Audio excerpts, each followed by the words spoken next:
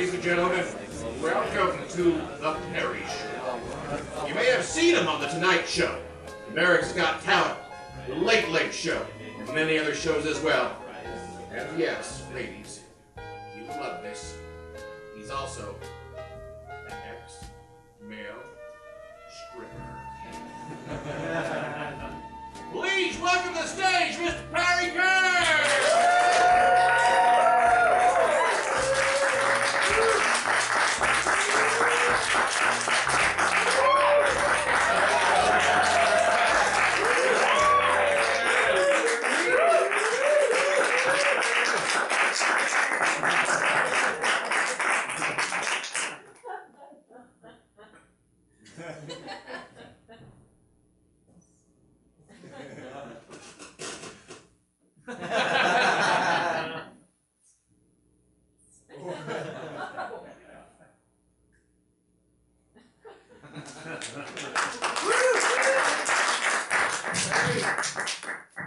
Thank you very much. I know right now the women are looking at me and thinking, here's a guy who won't hurt me. Yeah, well, my name is Perry Kurtz, and can we get a little more bass? No, less bass maybe, bring that up a little bit. Can everybody see me where you're seated? I want to make sure you can see me. It's hard to spot me in my jacket. I bought this jacket in 1981 for $21. Yep, not bad. A couple weeks ago, somebody said from the side, I look like a baked potato with shoes. Is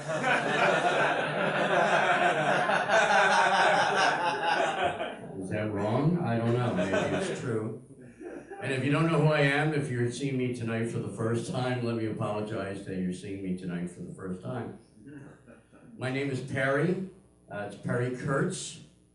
As in, well, most of you guys would remember Perry Como, and there was a Perry Mason, there's Periwinkle, which is a color, and now there is a very famous rock and roll singer by the name of Katy Perry.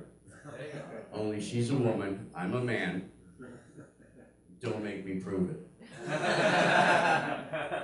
I proved it last week. She looked down and said, oh, you're Jewish. But not very. That was the first dick joke of the show. Dick jokes are very popular in comedy. You can always tell a dick joke because they stick out in the comics act. And we slip them in every chance we can. And when it comes to dick jokes, people eat them right up. Except for this guy in the front row, he's trying not to puke right now. Hold that lunch down. So I am a comedian. This is what I've been doing. I've been doing comedy full time for 45 years. I have never had a day job. Of course, after this, I'm thinking about getting a job. But let me tell you a little bit about myself. I'm originally from Philadelphia. Now, I want you guys to know my show is a little different. I'm actually going to want you guys to respond, but I will ask you questions, but I want you to have to applaud or put your hands up. But if your answer is yes, I want you to make a sound very popular in the Deep South. If your answer is yes, I want you to go, ee-haw! All right, see, women like it already because women just like to make noises. So on the count of three, we're going to have a practice. Everybody go ee-haw as hard and as long as you can. Ready? 1, 2, 3. All right. Obviously, she's very relieved already. Okay. First question. How many people are seeing me today for the first time? Okay. How many have never seen me before? No. I confused a couple people. We'll simplify it. How many people are here today? Yeah. Yeah. How many don't know where you are? Yeah.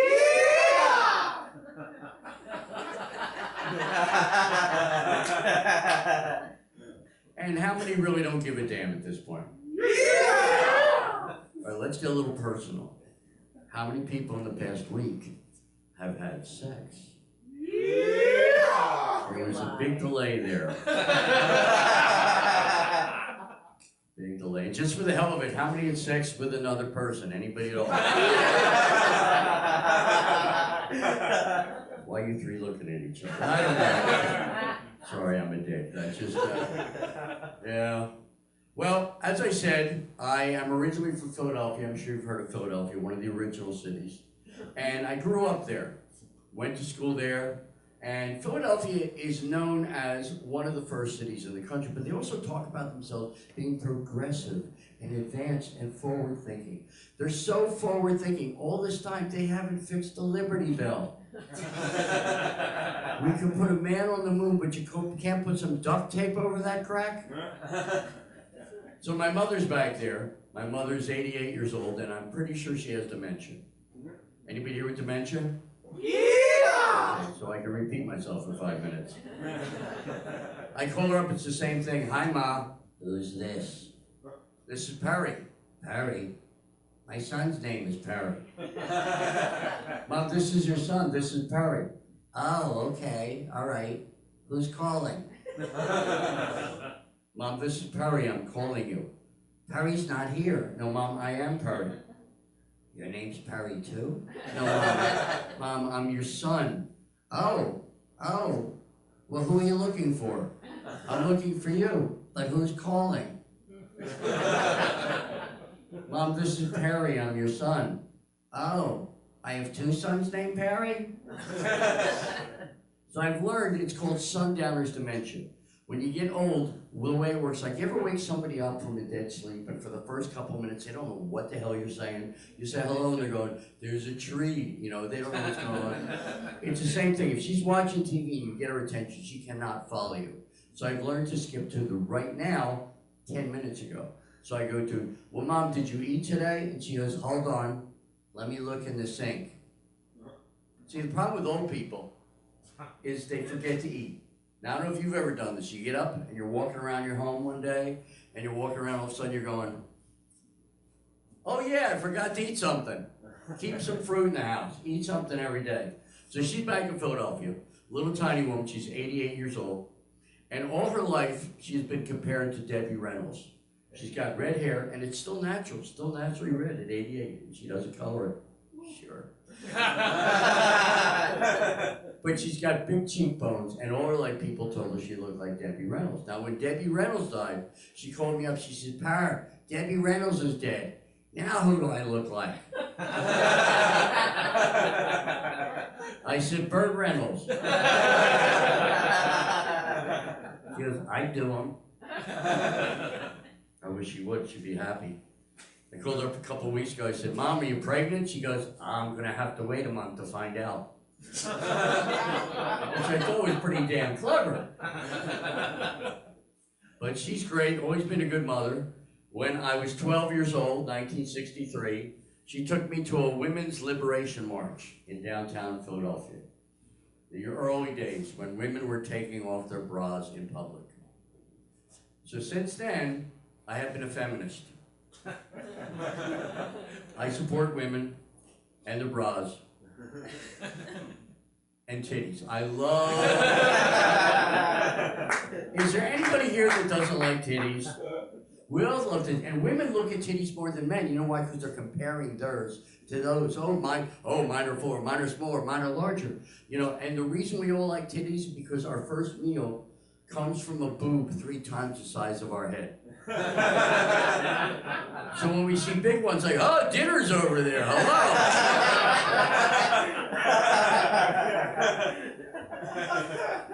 So I grew up in Philadelphia, and we used to go down the shore. Now you've heard of the shore, right? Everybody heard the shore. That is Atlantic City.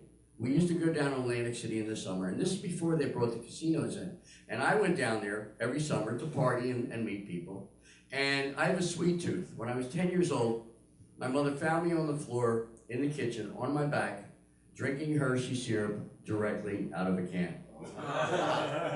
Look, pouring all over my face. Well, because of that, I grew up to be diabetic. I still like chocolate, like crazy, all the time. Every night, I go to bed with a big piece of dark chocolate in my mouth. And dark chocolate is actually good for you. Did you know that? It has antioxidants. It's good for stress and pain. It'll help you sleep. It cures diarrhea. But you want to put it in this end, okay? Just let me do that. So I'm diabetic. So I was going down there, and I went to this bar, and I sat down, and I'm drinking double shots of Southern Comfort chased with a Coke, no ice. Now you're thinking Southern Comfort, that's bad stuff. That's mostly sugar. That's what I wanted. Well, I'm chugging it. A big cowboy trucker comes in, sits down next to me, goes, "Damn, little man like you," and he turns his hat around so it wasn't hitting my head. He said, "You think you can drink more, little man?" I said, "If you're buying," he said, "I'm buying."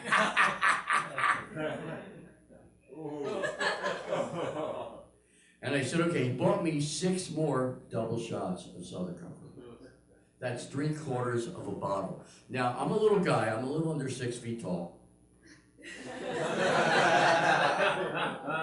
I'll tell you when it's a fucking joke. And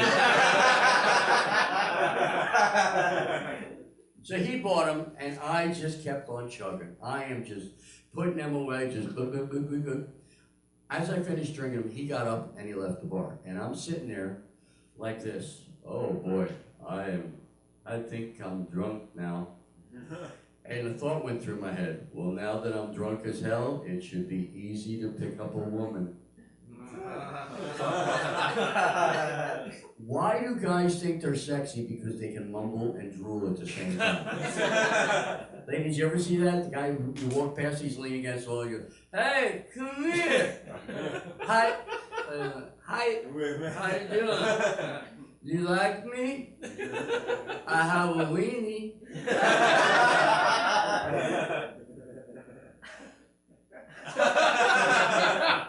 Well, I did when I came in. So I got up off the bar stool. As I got up, I lost control, and I turned into liquid mercury and slowly slid off the bar stool in slow motion.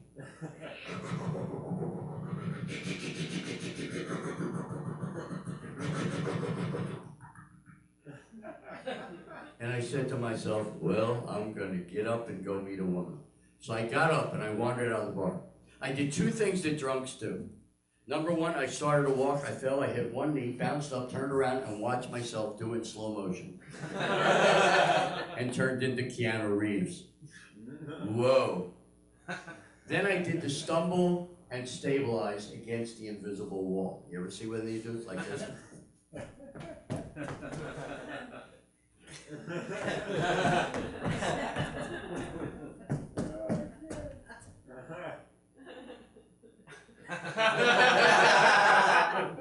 And they're fine, they go into the bar. So I go into the bar, and I'm trying to talk to women, trying to get them to dance with me, but they couldn't understand me, and I knew that because I couldn't understand me. I'm basically going, and one woman went. I took that to mean no. And then I said to one, "What? But you, bitch!"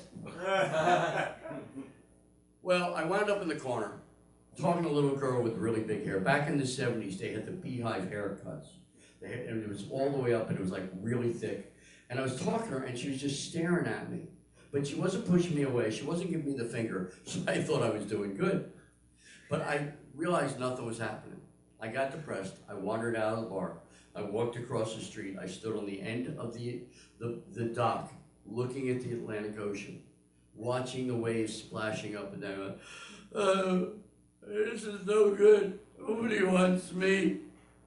I'm gonna be alone forever.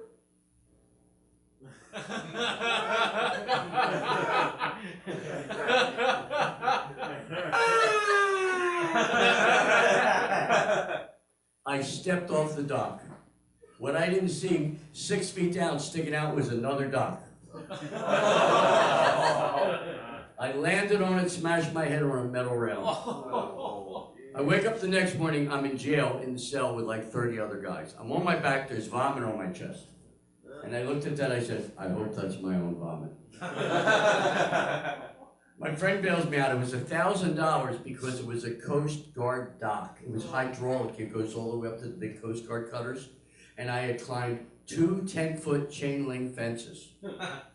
I may have been drunk, but I was focused.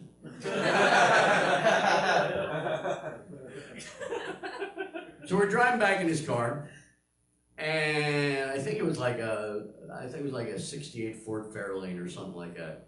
I remember it was like a stupid looking yellow.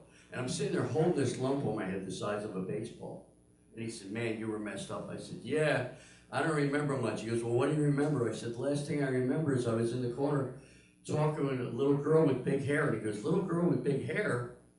You're on your knees talking to a bar stool." So I stopped drinking, and I've not had any alcohol since 1974.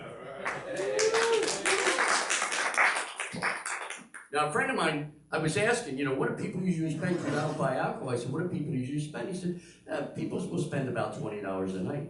He says, in 45 years, you would have saved $350,000. And I thought, I should be living better than I am, shouldn't I? So I stopped drinking, took up a comedy class in Philadelphia. See, all my life people told me I was funny. I've always made jokes. I found it's a great defense. I grew up with a father who was kind of abusive. He hit me a lot. He broke my nose a bunch of times. If you look at my nose, it makes a right-hand turn from the right-handed cross. And he would come to the house and just smack me for no reason. And one time he was yelling at my little brother, and I jumped between them. And he said to me, "Do I have to take off my belt?" And I said, "I'd appreciate it because it's smaller than your hand." He laughed and he walked out of the room, and I said, "This stuff works." And I started making people laugh by dealing with things that are happening right now. Like you walk into the market, it's 1:45, they're going to close. You look at the clerk and say, "I guess you're ready to go," and they go, "Ha ha ha ha, yes I am." It's called relative humor. So that's what I dealt with. So I took a comedy class in Philadelphia, was working with some of the big comics out there in Philly. And then in 1979, I decided to make a move. And I heard that San Francisco was the place where it was happening. So I moved out there, and the first comic I met who became a good friend was a guy named Robin Williams. Him and I became big partying buddies, if you get my gist. And Robin and I were really close. We did a lot of improv together. We hung out together all the time. And what's really strange is that way back in, I think it was '76, I went to San Francisco and I met him. And I had on suspenders. She said, "Oh man, suspenders, that's great." I said, "Well, I hate belts." He goes, "That's a great idea." Then he shows up on Mork and Mindy. So I was hanging out there. Those are the great days. Everybody was coming by. We're hanging out at a regular club. Kevin Pollak, Harry Anderson. We were all just buddies. And so I was working out there, and I got a little notoriety because my first paying job was running the only male strip show for women in San Francisco. Okay? The only male strip show for women in San Francisco. And I say that because there's a lot of guys in San Francisco.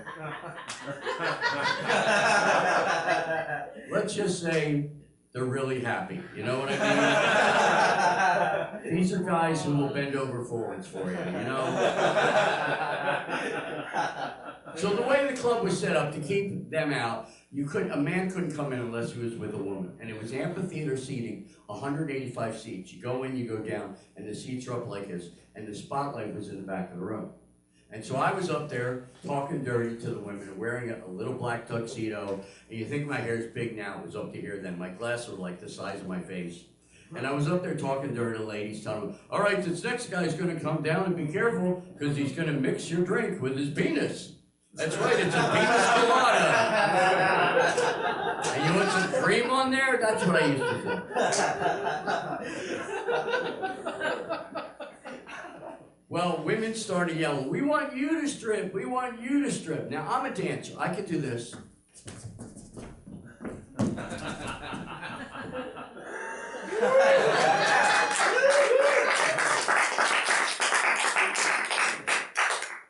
So I said, all right. So I went backstage and I got dressed. I had my tuxedo on.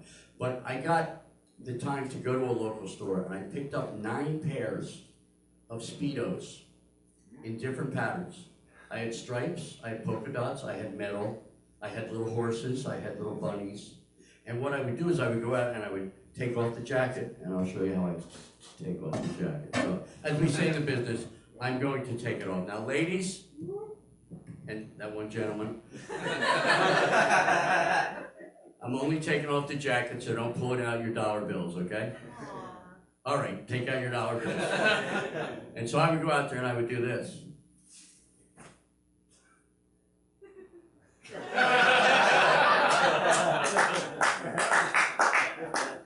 And then I would dance around, shaking my booty and all that stuff. And I had on a really large tuxedo shirt, oversized, because it would get so hot. And I would go into the audience, and the women, let's just say they were touchy-feely, okay? And licky-sucky. It was,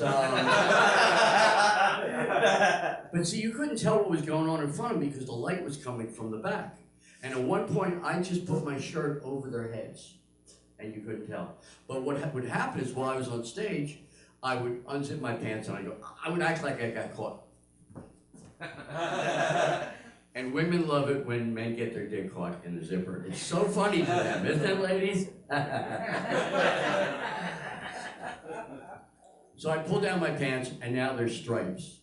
And they laughed. And then I pulled them down. Now there's polka dots. And I pulled them down. So I pulled down 9 pairs of underwear. I'm running around the stage with my underpants around my feet going,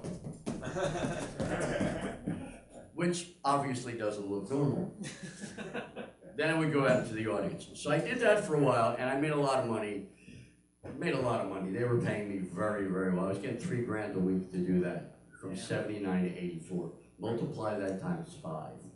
I was living really well. I lived on Haight Street. You've heard of Haight-Ashbury. I had a big 3-bedroom apartment. My bedroom was bigger than this room. It was gigantic. So I was living the good life up there.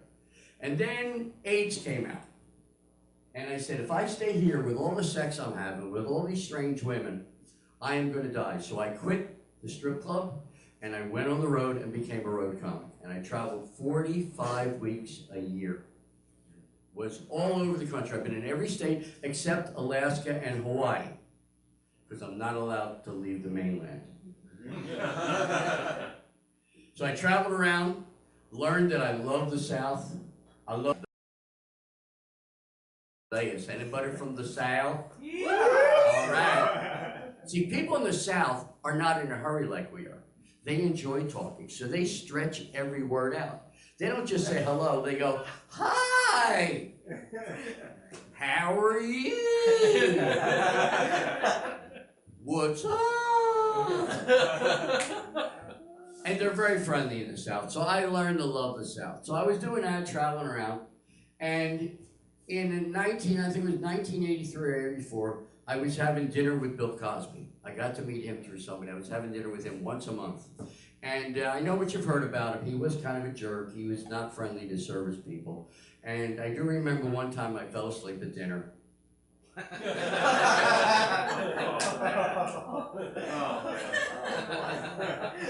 And I woke up and there was a cigar in my mouth.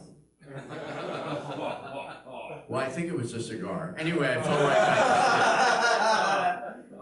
back. But through him, I got to meet 2 of my other best friends. One was Rodney Dangerfield. Met him, we bonded, became best friends. He was flying me to New York, $3 grand a week to do 5 nights, and he would tell me, don't bring any cash. He paid for everything and made sure that I was smoked up out of my brain. He loved to party. Put me up in a nice Hilton or a Hyatt there. Was working there 3 times a year. And then a couple years later, I met another old-timer guy named Milton Berle. Milton was the first TV comedian. And he became like my grandfather. And he told me that in comedy, it's about personality. So I became buddies with him, and he was flying me down to Los Angeles 3 or 4 times a year to work at the Friars Club. You've heard of that, where they do the roasts? I got to do 11 minutes instead of 5 minutes. They left me up there for 11 minutes, and the place was packed. I get off the stage, there's Johnny Carson, an old-timer named Joey Bishop, a big comic named Shecky Green, and Phyllis Diller, the first female comic. Johnny Carson walks up, takes my hand, and goes, hey kid, I saw your stuff, you're pretty funny. You know what, you're likable. That's unusual for a comedian. The other comic says, how you doing? The really tall guy goes, you're really small. Phyllis Diller gave me a hug and her wig fell off. That was the one. So I picked it up and put it on. She goes, "You're funny." I get a tap on the shoulder. I turn around. It's a little bald fat guy. He takes my hand and goes, "Hey kid, I saw your stuff. Nice try." Don Rickles. Carson walks over and says, "Hey, if Don Rickles made fun of you, you've got a future." So while we were there, Milt made a call to the Comedy Store. Got me an audition. I went down there, I did a parody, my strip routine where I get up and I would dance, just drop my jacket. And I got in, I became a regular at the Comedy Store. So now my name is actually on the wall of the Comedy Store. Of course, it's by the back door where nobody's ever gonna see it. I really thought they were gonna put it on the bottom of a step so you'd have to lay on the ground to see it. But I was working there and having a good time. So once that happened, and I got into the Comedy Store, I moved to Los Angeles. I said, I gotta get down there because that's where the work is. I moved down here, and in 2000, I met my wife online. Now, let me tell you something. I've been married now for 29 years in a row. Wait. But I've been separated for 9. So I've been happy for the last 9 years. So don't date online, okay?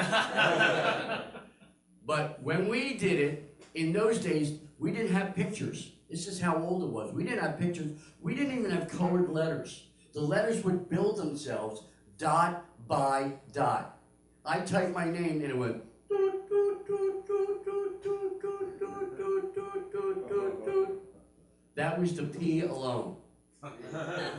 By the time I finished printing my name on the screen, my wife made a sandwich, ate it, digested it, made another sandwich. So we started going out. Now in those days, when I moved down here, I had a motorcycle. If you go to my website, you'll see it. It was called the Perry Cycle. It was a big blue Kawasaki, and I didn't have a car for 11 years. All I had was a bike, and I had a trunk on the back, and one of those clear fairings, and I traveled all the time. I went from San Francisco up to Seattle, out to Phoenix, down to San Diego and back. Just did that triad constantly. But on the trunk, in big letters, it said Perry Cycle. Are you getting the joke yet? Perry Cycle. I actually had people pull up next to me in traffic and go, "Hey, what's a Perry Cycle?" "It's mine." "Your name's Perry?" "Yes, it is." "What are you, a comedian?" "Yes, I am." And they would try to run me over. Turns out people don't like it when there's a joke and they don't get it. So we were hanging out at the Comedy Store. She got to meet Richard Pryor, and Dice Clay had just become Dice, and Sam Kinison was there, and David Letterman was stopping in, and Robin was doing sets, so we were hanging out there. And then one day she says, "Hey, why don't you come out to my house out here in Van Nuys?" So I drove out there. I walk in, there's a guy sitting on the couch, there's a little baby trying to crawl along the floor, and a little boy and a girl in the corner. I said, "Honey, who are these kids?" And she goes, "I guess I forgot to tell you, I have children." And I'm looking at the 2 doors thinking, which one of these is going to get me out of here quicker? So the old saying, don't get involved with somebody who has baggage. My wife owns Samsonite. But I got to know the kids. We all moved into together, her, me, and the 3 kids. And I found out little by little that they did not know their fathers. So because I don't drink, one night at dinner, I gave everybody a little gold ring, put it on their fingers, and I got down beside the table, and I said, "I'd like to ask the 4 of you to marry me." And all the females said, "Okay," except for my son, and said, "Yeah, whatever, can we just have dinner now?" Because boys are so romantic, aren't they, ladies? Sure they are. Yeah, they're romantic, and this isn't my right leg. So, we got married at City Hall. We drove down to City Hall, downtown Los Angeles. I walked up to the counter and said, "Hi, we'd like to get married." The guy goes, "Oh, you like to get married?" I said, "Yeah, we want to get married." He goes, "Oh, we can marry you. We marry all kind of people here." The kids are now backing up. They're sneaking out the door. And I said, "Well, so we get, oh yeah, we marry you. Fill out this form, have a seat, we call you when we're ready." So we're sitting there, I fill out the form. All of a sudden we hear, "Sarah and Perry, please come in." We walk in, it's the same guy.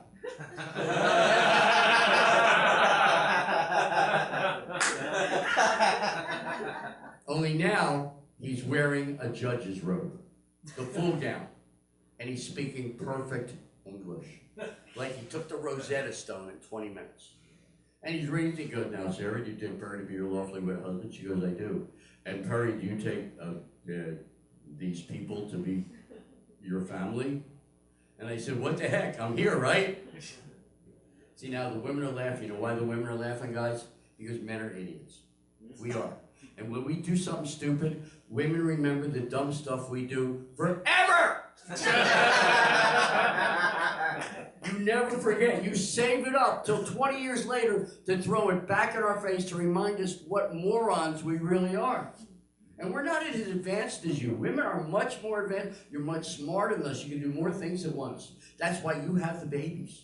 That's why you can have a baby. You can carry a baby. You cook and clean. You can drive and go to work. Men can barely pull up their zipper without getting caught. So we got married. We went on the road. We were going to travel. And our first stop, and I'll never forget this, it was so romantic. Our first stop on the road for our honeymoon was Barstow. We didn't even make it to Vegas. We were in Barstow. You know what people do for fun in Barstow? They drive down the road, they go look at the giant thermometer and try and guess what the next temperature is going to be. Well, it's 79. What do you think? It might be 80.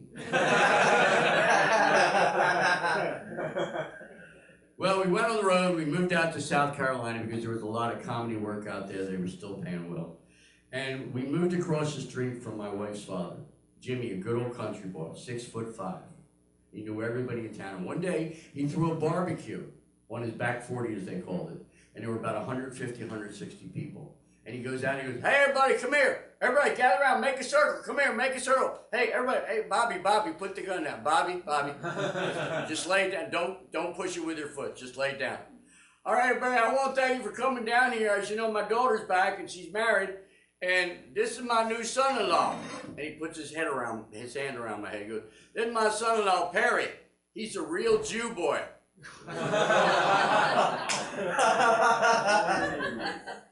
Everybody in line just leans over like this. And from the back of the line I hear, I never seen one before. I actually had one guy come up to me and he's looking at the top of my head.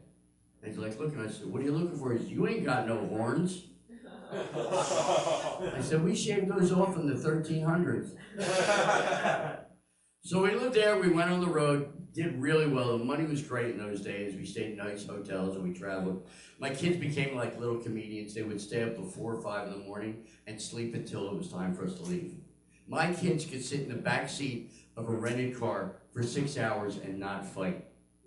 That's an accomplishment. Then we moved back here. And my wife had always wanted more kids, but I didn't, you know, I'm looking at me, you know, I look like an alien. I didn't really think it was safe to reproduce. And one day she says, come here, I need to talk to you. I said, what? She says, come in the bedroom. And I go, okay. And I said, what's up? She goes, well, I said, what did I do wrong this time? She said, you did good. I said, what did I do? She goes, I'm pregnant. And I said, any idea who the father is? She didn't seem to find any humor in that. And she says, you're the father. I said, oh, great. And she says, well, get used to it and grow into it. And I just sat down on the couch. And I didn't know how to react. I didn't know what she meant by grow into it. But I watched her grow into motherhood. I watched her grow and grow and grow and grow. She was so round, if you pushed her sideways, she would roll back to a standing position.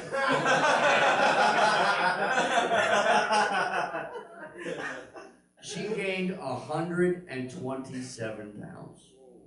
She was massive. Her boobs were so big, each one had its own zip code. It had smaller boobs orbiting around it.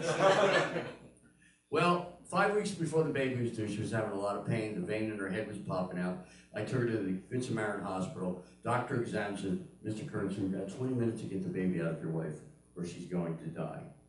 And I looked at her and said, can you give me 30 minutes to think about that?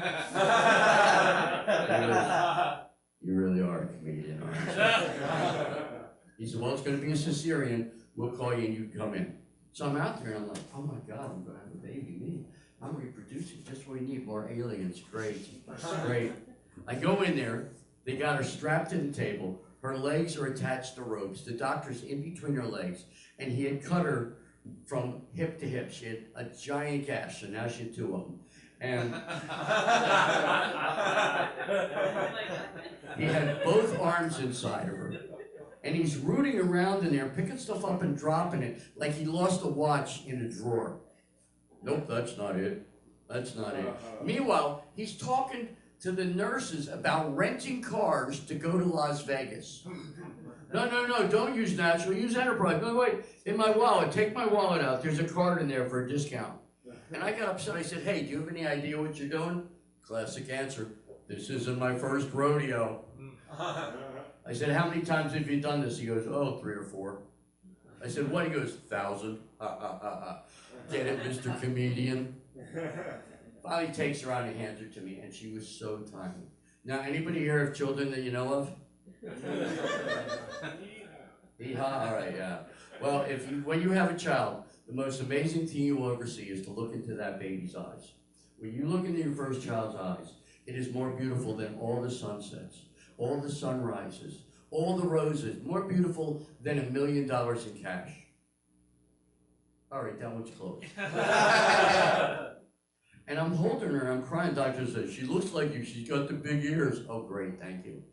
We took her home, and I thought she was so beautiful. We named her Bella. And I remember it was, I guess, 2-3 weeks after she was home, she was in the bassinet. And I got up to go to the bathroom. As I come back, I'm walking through the bedroom, and I hear, "Rrr," and I jumped. I thought it was the devil. You ever hear the devil? They always sound like I'm Lucifer, I'm the devil. Rrr. I think it would be better if they sounded like Ethel Merman. Anybody remember her? There's no business like soul business. So I keep on walking. Then I hear it again.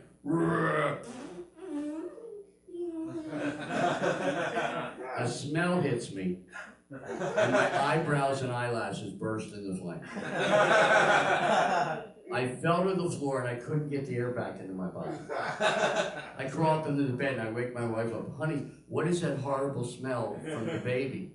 She goes, oh, we give them baby food. It has beans in it and it gets the gas out while they're sleeping. And I said, well, I wish you'd warn me of that. She said, I told you to grow into it. Yeah, whatever. A couple nights later, we're sitting in the living room, we're watching a Disney movie as a family. All the kids are there. And my wife says, you know what, I'm going to go watch a cop show. And I thought, well, that's kind of not the best image. We're watching Disney. You're going to watch people shoot each other. So I figured I would get even. So I waited until she was sleeping. And I ate some baby food. I waited until my stomach was going.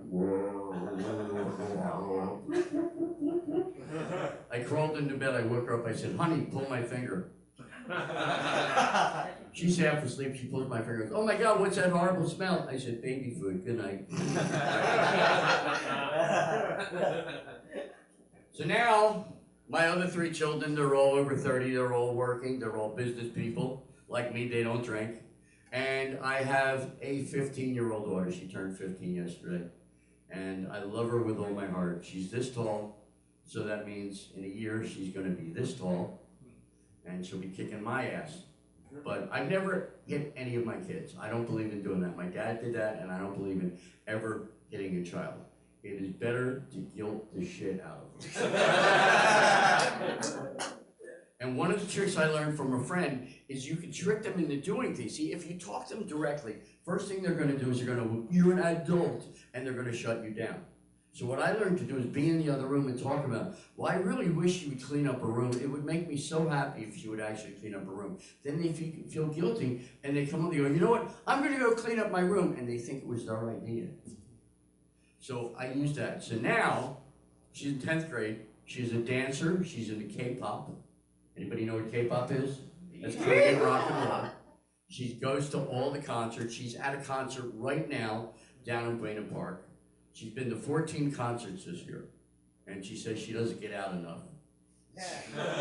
I've been to 14 concerts in my life, and I'm 68, but she goes all the time.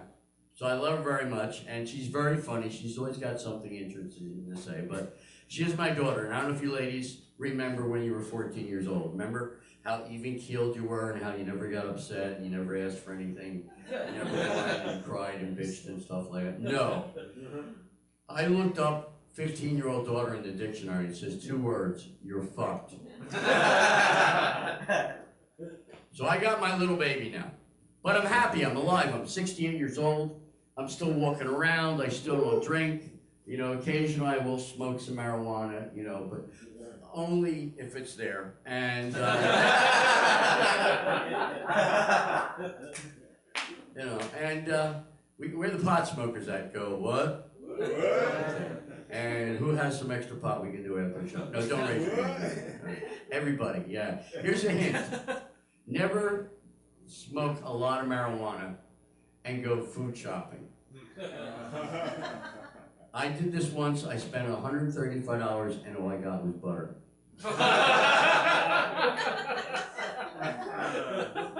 But I'm not a big pothead. I'll have maybe 1 or 2 hits a night. That's all I need. I don't want to get wasted. I want to be able to still walk because pot is so good now. In the old days, we had stuff called Colombian Gold. It came in a brick like this, and it was light brown, and it had seeds the size of your knuckles. You know, and you would be smoking a joint and be popping on you, exploding. The seeds would light up. So now it's so good, I just take very little bits. But I try to stay busy. I go out. I do this thing called karaoke. Anybody ever been to karaoke? Yeah. Anybody in this room not go to karaoke? I didn't think so. Yeah. I love going to karaoke, but I'm trying to stay healthy. You know, I'm trying to accept the world we're living in because it's upside down. And you know, LA's a big city. I mean, I meet people and I say, "Where do you live?" And they go, "Oh, I live near the taco stand," because they're everywhere. You know, it used to be, "Where do you live?" "Well, I live at the Starbucks." Now it's, "I live by the tacos." It's unbelievable. And driving in this city, is it me? Or are the drivers getting worse by the hour? Yeah. They have no idea what the turn signal is for. They think that's where they hang their keys. They don't know. They don't look. They just put on their turn signal and they change lanes in front of you. And I figured out the worst ones. Black or white cars. They're the most average. Worse than that is black or white cars with tinted windows. They're assholes you can't see. Then there's the big trucks with the big wheels. And then there are the BMWs and the Mercedes-Benz in white or black with the backup. And they drive any way they want because they got enough money they can buy any new car. They don't care if they hit you. The worst ones are the Dodges. Priuses are okay, but they can't. They take off like this. Once they're moving, they're fine, but they have no first gear. They start in fourth, I swear to God. But the worst one are the ones with the big lights that go all the way across the back. The Dodges, the Dodge Charger, the Dodge Challenger, and the Dodge Jerk-Off. And here's a hint. I was driving down the 118, and I was driving. I usually go about 80 miles an hour if I can. And I'm in traffic at 2:30 in the afternoon, and everybody's doing 80 miles an hour. All of a sudden, one of them big, giant white pickups pulls up next to me, and they're arrogant. They don't care, because they figure they'll knock you off the road. The wheels are up to here. They're eye level with me. And he pulls up next to me, and just pulls in front of me, and hits his brakes. And I couldn't stop. I slid right into him, and my front end hit his tires. I stopped. He gets out, comes back, and he's a big guy, all muscle, good bike like his. You know, he's so big, he used tongs to reach the penis. And he comes walking back, and he knocks on my window. And I put the window, I go, "Can I help you?" He goes, "Yeah, you hit my truck." I said, "Oh, really?" He says, "Yeah." I said, "Back up." He goes, "What?" And I kicked the door open as hard as I could. And I jumped out, I said, "So what's your problem?" And he's like looking at me like this, because I only come up to here on him. And he goes, "Well, you hit my truck." I said, "All right, I hit your truck. You jumped in front of me at 80 miles an hour." And I show you, "Yeah, come here. Let me show you." And he shows me the bumper. The bumper is at eye level. And I said, "Now, wait a minute. Your bumper's up here, but the front of my car is down here. And you're telling me that I hit the back of your truck?" He says, "Yeah, man, look at that mark on the bumper." I said, "I put a mark on your bumper. You know what? Let's go back and look at the dash cam." And he goes, He gets in the truck and he drives away. So do yourself a favor, spend $10 to get a dash cam, because they're getting worse. They are getting worse. And you know what's the worst drivers, and I hate to say I'm a part of it? Old people. But I mean like really old, like 90 to 100, because they still drive. They can't go to the bathroom by themselves, but they still drive. And you can tell when they're really old, when they're looking through the steering wheel. See, and I talk about old people because that's where most of my money comes from. I decided about 15 years ago to start entertaining seniors and people in hospitals. It's very rewarding to see their eyes light up. And old people are very, very different. See, they say whatever they want. They have no filter.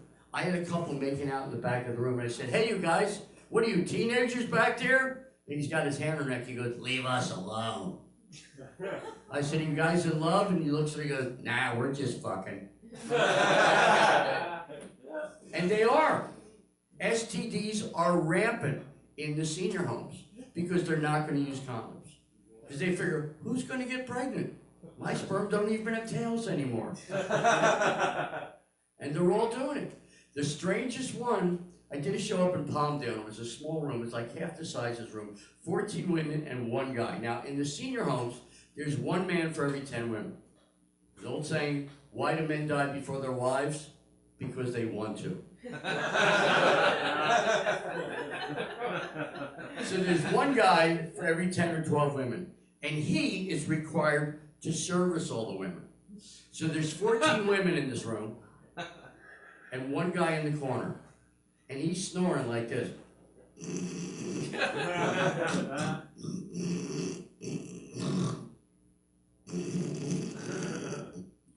One of the ladies says, "Do you have any dirty jokes?" I said, "I don't do dirty jokes. I keep it clean." She goes, "I got one."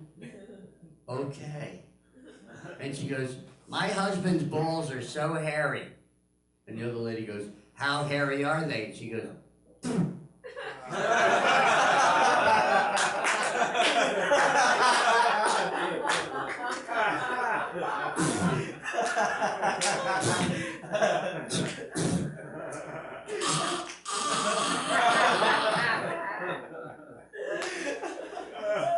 they're hysterical. I'm laughing. I can't get the air back in my body.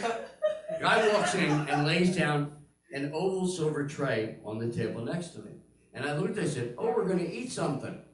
The lady in the back says, "If you like to eat pussy."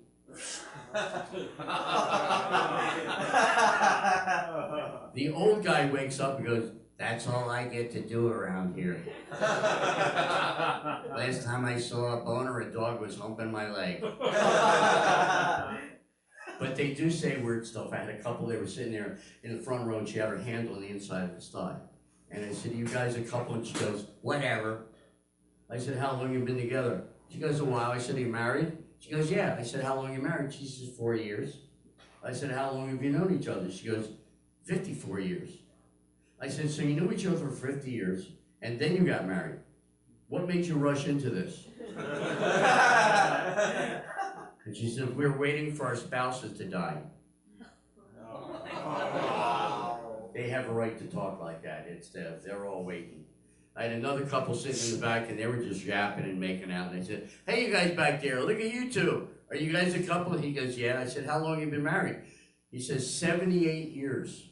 I said, 78 years? You've been together for 78 years. How old are you guys? He goes, 98. We're both 98. We have the same birthday. Where did you meet? We met on our first day of first grade, and we've never been separated. I said, well, 78 years is a long time. What's the magic that's kept you guys together? And he says, we stopped talking to each other about 20 years ago. It's all about communication. But they are weird. I had one lady come up to me after a show, and she was this tall, giant woman. And she comes walking up to me sideways like John Wayne, like this. And puts her arm around my head and says, "Honey, I love your comedy, but listen, my husband's not doing really good. Why don't you come back and see me in 6 months?" Then she takes my head and turns it towards her and kisses me hard on the lips for 3 seconds. And I know it was 3 seconds because I heard myself go, 1 Mississippi, 2 Mississippi. And she pulled away and she goes, baby, I'll be here when you get back. And then she walked away trying to be sexy. It looked like this. So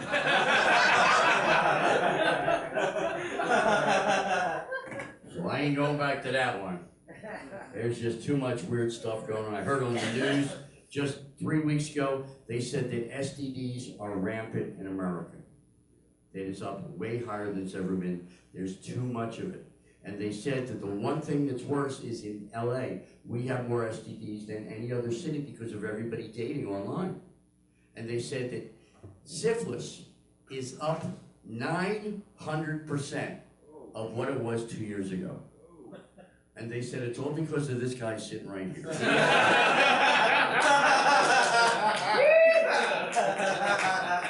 He's been passing that shit out. Yeah. But there is so much weird stuff going on. I mean, we got the presidency, we don't have the presidency. I don't know what's going to happen with the presidency, you know. And honestly, everybody's looking for the transcripts, you know, transcripts from his conversation. He hid them. I know where he hid them. He shoved them up his own ass. We can get him out of there, but first we got to pull out Putin's dick. You gotta watch what you say about the president. Remember when they had the shooting in Las Vegas at the country western concert? That night I was on stage and I said, yeah, there was a shooting at a concert out in Vegas, country western concert. Look, I don't like country or western either. But this guy was up there just shooting everybody. And the president was in town. Why didn't they aim at him? Shoot for the pumpkin in the corner. I don't know what's going to go on. Anybody registered to vote? Yeah, more of you? Don't we really have a reason to be voting now? See, we made a mistake last time. A lot of people said, oh, he's not going to win. No, he won because he cheated on his wife, who I'm sure is a very nice person. Can you imagine being married to him? No, you're a bad girl, very stupid girl, bad girl. I don't know. Any questions so far? Anybody celebrating anything out there? Birthdays coming up? You got a birthday? No? Why did she point at you? She got engaged. You got engaged! Congratulations! Wow, to a person? Right here. Gentleman back there, the lucky recipient of your love. He seems like a nice guy. Is he? Yeah. She said, yeah, he's all right. All right. How long have you known him? 4 years. All right. That's good. He seems decent. He seems all right, you know. You guys plan on having any kids? I don't mean tonight. No. Maybe after the show, I'll let you use one of the other rooms if you want. That's great. Look, the most important thing you guys can do is realize that marriage takes a lot of work. It's a matter of give and take. Okay? Guys, you gotta learn to give, and women, you have to learn to take his shit. That's just the way it is. Realize we're just men, and, you know, the brain is not up here. Boy, when you guys get quiet, you don't fuck around, you know? I think that's really important.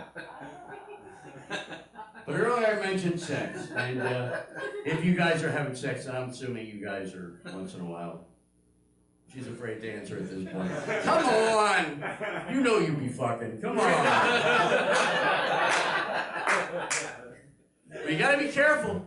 There is so much stuff out there. They're saying now, if you have unsafe sex, you have a 1 in 100,000 chance of getting AIDS.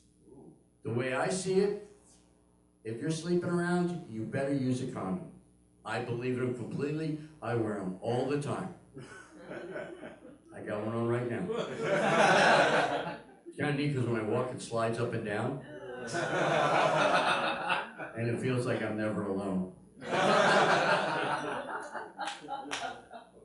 Now you get condoms with ribs. I think that's great because I'm always hungry after sex. The sauce was a little runny, but Yeah, I mean, I've been doing this for so long. Laughs are great, but if you get an entire audience to groan at the same time, they're all going, "Ugh, I'm killing it." They make condoms with reservoir tips. Reservoir tips. Why would anybody want to save this stuff? I bought a grow some, I cut the tips off. They're much more comfortable. It's like air conditioning. And they come in flavors. They come in flavors. Yeah. What are you going to do if you bite into a banana-flavored penis? Oh, it tastes like a banana. Well, it looks like a banana. You know, chocolate, strawberry, all kinds of flavors. That's great. You know, better than breath mint. Somebody smells your breath. Well, what's on your breath? Penis. Oh, okay. It's natural. That's important. I remember when my daughter hit 10 years old, she said, "Dad, I've got my period." I said, "Really?" She said, "Yeah, but don't worry, I'm not going to use tampons." I said, "Why not?" She says, "They're way too intrusive." Okay, I'm good with that. Don't use those things. You know, but now she's growing up. But glad you guys showed up. It would have been really weird if there was nobody here. But we've got a couple guys here. It's like it's all guys, and then we got 3 women in that row, and then 1 woman. It's like mostly it's like a sausage fest in here. I feel like I'm out of one of the karaoke bars, which is what I love going to karaoke. I mean, I'm out every night. It is my favorite thing to get up there and ruin somebody's favorite song. Because I ask for suggestions. Because what I do, if you've never seen it, I freestyle, and I'll show you in a little while. But Thursday night, I asked a woman to give me a suggestion. She suggested that I freestyle to "My Heart Will Go On" from Titanic. Imagine that. And I got up and I rapped to that. And I was ripping it, just killing it. And people are like, "Oh my God, I can't believe you did Celine Dion." I go, "I wouldn't do her, she's too old." I would kill her. So what I'm going to do is I'm going to wrap this up and do something for you that I'm very proud of. I was on a show called The Late Late Show with James Corden. You all know who he is? He is unquestionably the nicest person I have ever met. Before the show, I'm sitting there and I'm waiting. And did I tell you this already? No, all right. I'm waiting in the dressing room. I had a little sign went on the dressing room. "This room reserved for Perry Kurtz." I went, "Yeah, big time." And he comes in, he goes, "Hello, I'm James, I'll be your host." He says, "Can I sit down?" I said, "Sure, show." He goes, "I just want you to know I've looked at your comedy and I love your angle." And I said, "What?" He says, "I'm sorry, I mean your point of view. I'm still learning the language." That's how cool he is. So they have me on the show now. I'm not going to say what I said because I want you to look up the link. It was very unusual. But I did play a very strange instrument. And that would be this, my guitar. Yeah! You guys remember these way back from the 80s? These are very ancient. And what's great about it is you turn it on, you hit a button, and you're instantly playing rhythm and blues. And you can jam with it.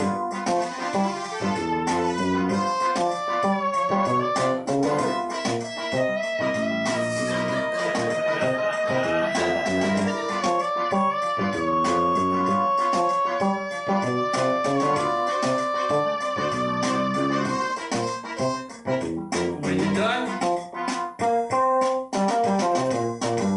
ain't that cool? Sounds like the whole band.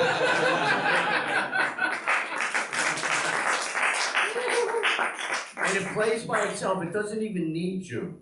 You don't have to buy a drink. You don't have to give it a room. Just shove a couple batteries up its ass and it's happy. So what we're going to do, we're going to sing an old song. I don't know if any of you remember it. It's called Louie Louie. Hey. All right, hey is good enough for me. And what you guys get to sing is the lyrics. Now, nobody knows the actual lyrics of the song. If you've ever heard it, you don't understand it. What they were saying is, the guys admitted on the radio 10 years ago that they were drunk off their asses. All they remember is the lyric, which is Louie Louie, oh baby, we gotta go now. Aye, and they say it twice. So that's what I want you guys to do. The rest of it, we're just gonna have to wait and see. Here we go.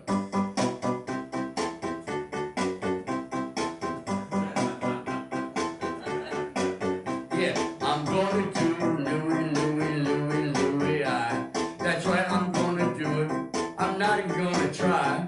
You're looking at me like, what is this old guy going to do? That's right, I'm gonna rap for all of you. You're looking at me saying, wow, I can't believe he's freestyling. That's right, you can't believe I'm freestyling just because I'm white. How many can tell that by looking? It's the lights, that's what it is. Yep. So some of you are drinking beer and some maybe some schnapps, but who knows what's going on? Maybe you brought your own hops. Well, I'm up here trying to tell you what I do, and now I'm going to do it special for you. Now remember, I'm a trained professional. Do not try this at home.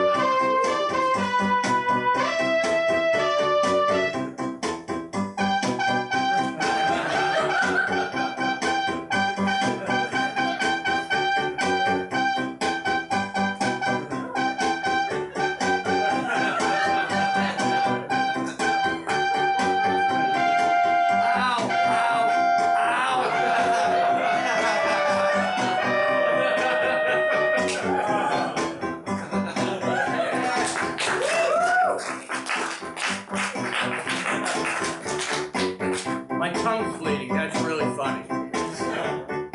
Okay, now I need you guys to sing with me. Ready? Everybody. Louie, oh baby, we gotta go now. Just me. Ay, you do. Louie, come on. Oh baby, we gotta go now. Ay. Well, I want to thank you for coming to the Curry Show.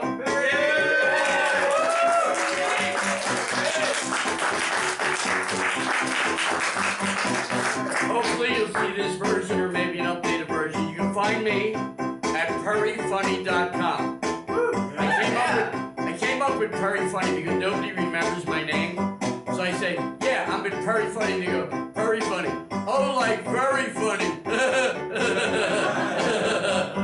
Get back in your cage. So, to get out of here, you basically go to the corner, make a left or right. That's me knowing. Thank you all for being here. Take care of yourselves and never give up. Dream on.